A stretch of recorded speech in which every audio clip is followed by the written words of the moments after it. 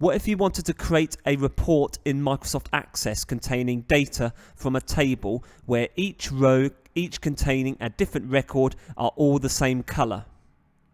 However, after creating your report using the Microsoft Access report wizard, every other row is a different color. How could we ensure that each record row has the same background color?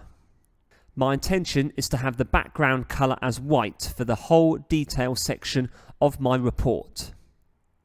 Underneath Home and under View, we can select Design View for our report. Go to select Format from the Report Design tools. If I left click once on the detail bar in the middle of my report design,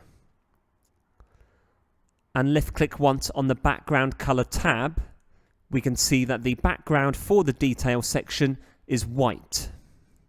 I want this color to be applied to each record row in my report.